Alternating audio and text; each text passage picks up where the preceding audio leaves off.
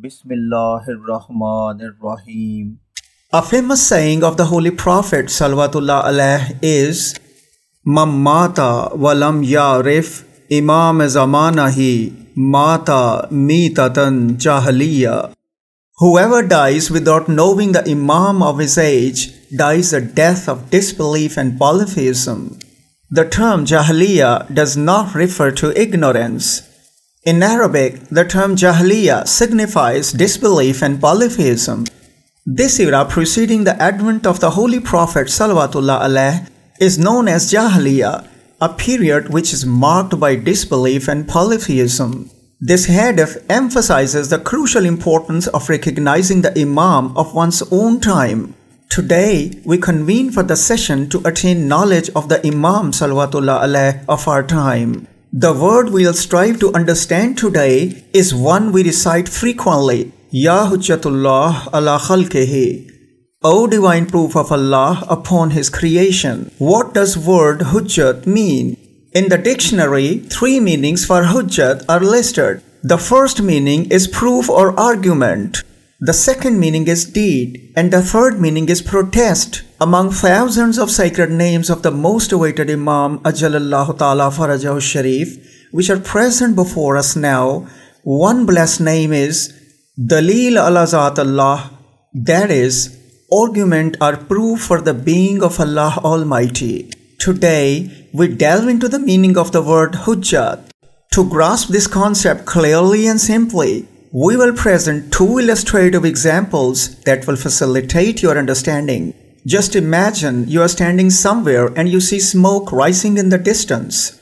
Upon seeing the smoke, you immediately jump to the conclusion that there is a fire, even though you have not actually seen the flames. The only thing you have witnessed is smoke. While you have seen smoke, you are certain that fire is the source behind the smoke, because smoke is an inevitable consequence of fire. Let's consider another example. Imagine you are driving on a motorway at night.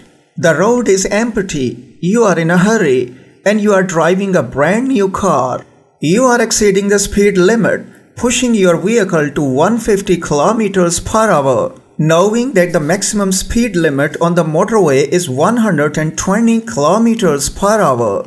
You are also aware that there will be a fine if you are discovered. Suddenly, in the distance, you see flashing red and blue lights. You immediately slow down your car because the flashing red and blue lights you see ahead belong to a patrolling officer's vehicle. You don't see the patrolling officer, but seeing the red and blue lights convinces you that a police officer is there and will issue you a ticket for fine. As a result, you reduce your speed. In reality, what you saw were flashing blue and red lights, but you were convinced that a police officer was there. In both these examples, what you perceive is one thing, but your belief is about something else. First, you see smoke, but you become convinced that there is a fire, even though you don't see the fire itself. In reality, this smoke serves as evidence of the fire. Similarly, when you see flashing red and blue lights, you become convinced of the presence of a patrolling officer. In actuality, these lights are the evidence for the patrolling officer. In other words, when something visible serves as proof for something invisible, the visible thing is called Hujjat or proof for the invisible. We being the faithful use the term Hujjatullah, that is divine proof or argument for the sacred divine beings. This signifies that while Allah is invisible, the Imam Salawatullah alayh are visible. Therefore, by observing these immaculate beings Salawatullah alayh, faith in Allah is strengthened. Consequently, these sacred personalities are referred to as Hujjatullah, that is, divine proof or argument of Allah Almighty. This is because these sacred figures are the means of attaining the divine knowledge of Allah Almighty. As we ascend the stages of knowing these pure souls and perceive their ever elevated status, the higher and more sublime concept of monotheism will be firmly established in our minds. If we begin to view these pure sacred beings as smaller, our conception of oneness of Allah Almighty will also become smaller. The more we recognize the greatness of these pure divine beings, the greater our concept of Allah will become. The second word we recite in Dua Tawassul is, O Hujjat, or proof of Allah upon all creation. This signifies that the sacred divine beings are not only Allah's Hujjat or divine proof for humans, but also for all of creation. They are Allah's Hujjat or divine proof for the angels, for the cherubim, for the entire realm of the unseen, and also for the prophets. These sacred beings, Salawatullah alayh, serve as divine proof of Allah's existence, even for the smallest of creatures like bacteria and viruses. How much greater is their majesty then, that they serve as Hujjat or proof of Allah's existence for towering mountains, vast oceans, celestial stars, and even the sun and moon. Although this topic demands extensive discussion across numerous sessions, I wish to emphasize a singular aspect. These sacred entities possess no specific appearance, shape, or form. A renowned hadith serves as evidence in this regard. We shall manifest in every era, but in the form our merciful Lord deems fit.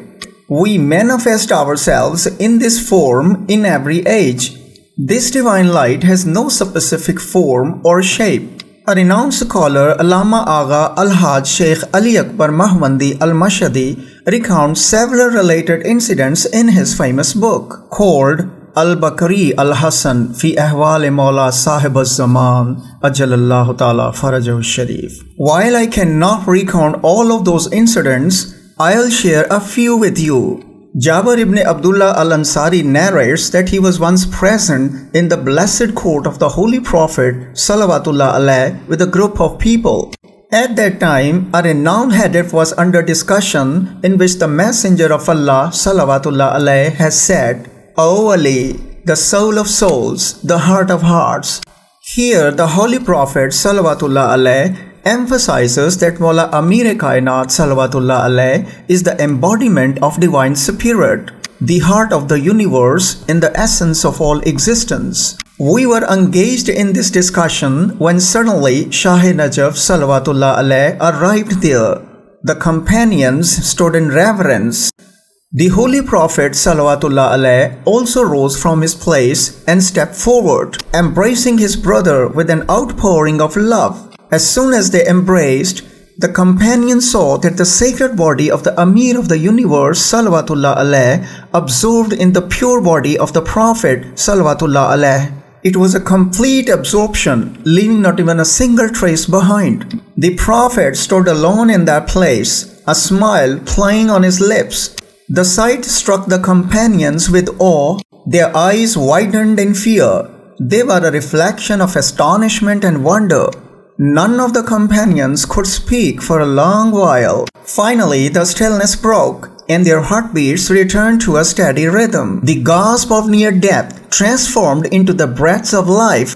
After regaining their senses, the companions of the Holy Prophet pleaded with the Prophet to recall the commander of their faithful. Some companions began to wail and sob, yearning to be reunited with their Lord. Sarwar-e-Kaunain Salawatullah alayh kept smiling upon them with his radiant countenance, showering a cascade of celestial light. Eventually, the companions implored the Holy Prophet Salawatullah alayh, invoking the name of Allah, to take Mawla Amir al-Mu'mineen Salawatullah alayh back to the physical world. The Holy Prophet Salawatullah alayh said to them, "Why are you so afraid over such a spiritual matter? There is no need to be afraid." Then in a remarkably strange way, the Holy Prophet Salawatullah alayh imparted to his companions the recognition of Mawla Amir-e-Kainat Salawatullah alayh, saying, "Where are you, O sustainer of the heavens? Where are you, O arranger of the skies? O the creator of the cosmos? O the true essence of existence? Where are you? O knower of the unseen and the seen, where are you? O straight path, O refiner of the base, where are you? O you who are the lion of the Lord, where are you? O you whose blood is my blood, whose flesh is my flesh, whose body is my body, whose self is my self, whose celestial light is my celestial light, and whose soul is my soul." Upon hearing the call of the Holy Prophet Salawatullah alayh, Mawla Amir-e-Kainat Salawatullah alayh appeared before everyone, proclaiming, Labbaik, Labbaik, that is, here I am, here I am. This even proves that these sacred beings do not have a specific form or appearance. If they will, they can merge, leaving only a single form and appearance. Now the question arises, if their form and features are not specific, how can a method of identification be established based on their forms and features? And if their blessed shape and form are not specific, how can it be said that they exist in this world only with a single blessed face? Another incident is documented in the same book. This incident is also mentioned in volume number 26 of Bahar al-Anwar on page number 15 and 16. Jabir ibn Yazid al-Jafi, a distinguished companion of Mawla Sayyidus Sajideen Salawatullah alayh, recounts a detailed hadith that includes evidence related to the topic of Miraj or spiritual ascension. This hadith conveys that one day Mawla Zainul Abidin Salawatullah alayh told Jafar to bring his brothers to him because their marfat or spiritual understanding of Hujjat or divine proof was still incomplete. Then Mawla Sayyidus Sajideen Salawatullah alayh began his address by asking the assembled believers, O group of faithful ones, tell me, can Allah do whatever He wills and decree whatever He wills? People bowed their heads and said, Indeed, Allah is all-powerful. He can turn heavens into earth and the earth into heavens. Allah commands whatever He wills. Then the sacred Imam Salawatullah alayhi said, Is Allah capable of transforming me into the form of my son, Muhammad al-Baqir Salawatullah alayhi, and transforming my beloved son into my form? Silence fell upon everyone. Their lips were sealed with quietude. The hush stitched their mouth shut. Surprise stole the words from their tongues. The nerves of understanding trembled. At that moment, Imam Muhammad al-Baqir Salawatullah alayh stood before his reverend father. It should be noted that this was during the early childhood of the fifth Imam Muhammad al-Baqir Salawatullah alayh, when he was just 5 or 7 years old. Mawla Sayyidus Sajideen Salawatullah alayh stepped forward and gently held his beloved son close to him. Pointing towards his beloved child, the revered Imam Salawatullah alayh asked the people, Who is this? The people replied, Master, this is your beloved son. He, Salawatullah alayh, then asked, Tell me, who am I? The people humbly responded, Master, you are his beloved father. After this dialogue, says Jabir, Mawla Sayyidus Sajideen Salawatullah alayh uttered words that were beyond their comprehension. As he spoke, everyone witnessed that Mawla Sayyidus Sajideen Salawatullah alayh, assuming the form and stature of his beloved son, Muhammad Baqir Salawatullah alayh, while Muhammad Baqir Salawatullah alayh in turn took on the form and stature of his own revered father, Mawla Sayyidus Sajideen Salawatullah alayh. Both their faces were graced with a radiant smile at that moment. Later, the audience observed that both the sacred beings had taken on the form, size and appearance of the fourth emperor of Wilaya, Mawla Sayyidus Sajideen Salawatullah alayh. Then they witnessed them again, this time assuming the shape, size and appearance of the fifth emperor of Wilaya, Mawla Muhammad Baqir Salawatullah alayh. Finally, the audience saw both the sacred beings return to their original forms and sizes. Upon witnessing these sights, everyone exclaimed, There is no God but Allah. There is no God but Allah. To this, Imam Zainul Abidin Salawatullah alayh responded, Do not be surprised by the power of Allah. The truth is, I am Muhammad, and Muhammad is in me. I am Ali, and Ali is in me, and we are all one. For we are all from the same divine light of refulgence, and our spirit is the spirit of Allah. Do not judge us based on our physical form and appearance as father and son. The fourth caliph of Wilaya, filled with divine knowledge, then delivered an inspiring sermon. Hazrat Jafar, describing the people's response, writes that they all prostrated themselves, pressing their foreheads to the ground. declaring their faith in their leadership. With foreheads pressed to the ground, they were confessing their faith in his dominion, their faith in his outward and inward manifestations, their faith in what they can understand, their faith in what remained hidden, and in what was the secret of Allah. They acknowledged all his attributes. Here, all the attendees are bowing in submission to Mawla Sayyidus Sajideen Salawatullah alayh, acknowledging him as their wali. This is why even Imam of the age Salawatullah alayh does not forbid them from this act of bowing in submission. However, it would be considered shirk or polytheism if they were bowing in worship to him. Here, they are bowing to the Imam of the age Salawatullah alayh and simultaneously declare their allegiance to his wilaya. After a long while, Mawla Sayyidus Sajideen Salawatullah alayh smiled and said, "O believers, now lift your heads. Now you have attained insight into the divine truths and have acquired spiritual maturity. You are now complete. But remember, do not inform those who are guilty and weak in faith.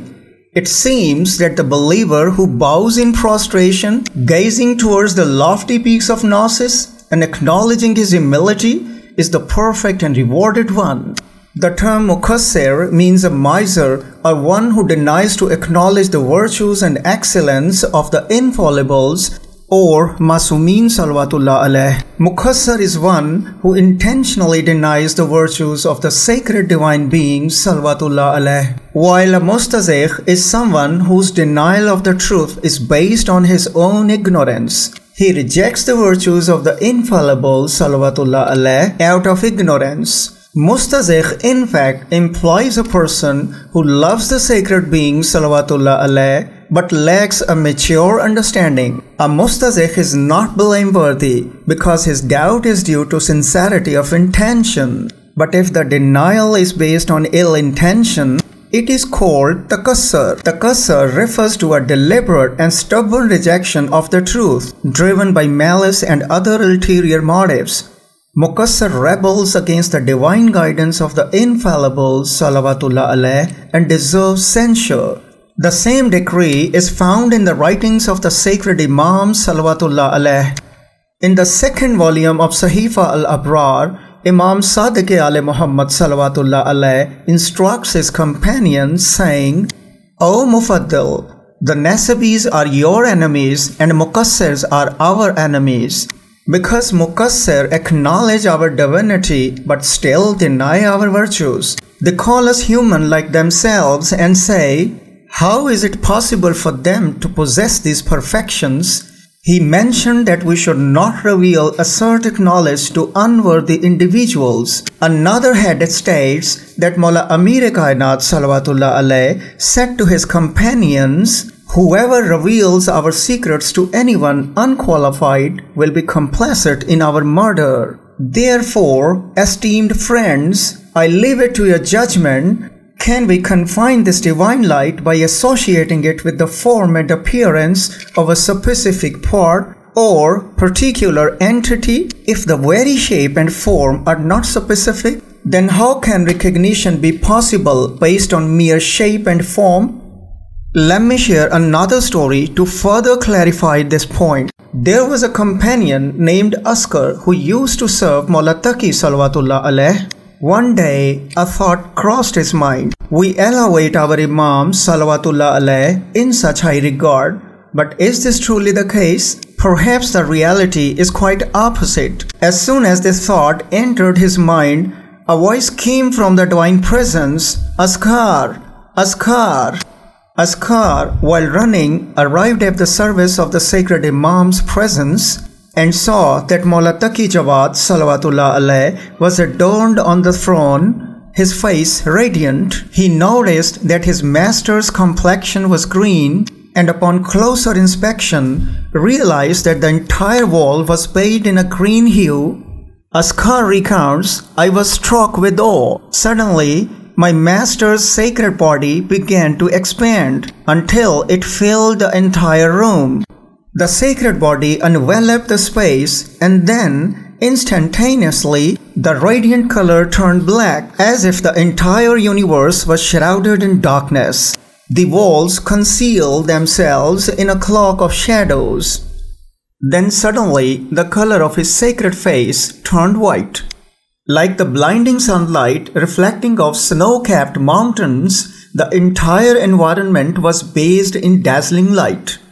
As the color of the light turned red, the walls and pillars were drenched in blood. Everything around him became a bright. Then the color of his sacred face turned green, and slowly his body began to return in a normal state. A tremor of fear and awe swept over Askar, causing him to faint. When he regained his consciousness, he saw the Imam of his age, Salawatullah alayh, standing before him. While smiling, Mawla Taqi Salawatullah alayh said to him, Askar, when we do not reveal our true stature, you doubt, and when we reveal it, you cannot bear it.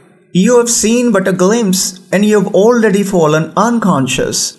On this occasion, the crown of Prophet Salawatullah alayh once said, the absence of divine proof or hujjat is similar to the absence of Prophet Joseph. Here, the absence of Joseph does not refer to his physical appearance, but rather to the state when someone is no longer recognized. Even Joseph's brothers could not recognize him. The people of his region were meeting him, even kissing his hands, but they still couldn't recognize him. The majesty and splendor of hujjat transcends all comprehension. If he wills, someone might recognize him. Yet, who dares claim they can recognize him otherwise? Moreover, it's not essential that 10 individuals simultaneously experience his physical presence and they all perceive him in the same form and appearance. Another similar incident occurred during the time of Imam Ali al-Naqi Salawatullah alayh. Once he said to his slave, your eyes are obedient to us. They see what we want them to see. Mawla Salawatullah alayh then demonstrated it practically. He commanded his slave, summon many of our believers. When they arrive, we will come out. Then, after we have graced everyone with our presence and returned, ask them what they saw the Imam was wearing and how he looked like. It happened just like that. Mawla Ali Naqi Salawatullah alayh arrived there, spent some time amongst the faithful companions, and then Mawla Salawatullah alayh returned to his luminous abode. Afterwards, Askar asked, what did you see? What did the master look like? What clothes was he wearing? One person replied, he was wearing green. Another said, no, he was wearing red. Someone else interjected, he was wearing white. And yet another insisted, no, he was wearing black. When Askar inquired about the color of the blessed face of his Mawla Ali Naqi Salawatullah alayh, everyone disagreed with one another. Some said that the master's blessed face had a slightly wheatish complexion. Others said that there was a reddish hue on the master's blessed face. Still others claimed that their master's blessed face was utterly white. Even those who are fortunate enough to witness the hujjat or divine proof of Allah's existence and power cannot say with certainty what true form and appearance of these sacred beings Salawatullah alayh. Since their form and appearance cannot be determined, what else this can be but ghabat or occultation? This is why the Holy Prophet Salawatullah alayh said, Allah will place veils between them and the people so that the people may see them but will not recognize them. Now it appears that veils do not cover physical appearance but rather cloud understanding. Here the body will not be concealed but instead veils will be cast upon intellects. To summarize the entire discussion, I would like to emphasize that these pure divine souls are hujjat or divine proof of Allah's existence. Just as God is beyond the limitations of human reason, so are these sacred beings Salawatullah alayh.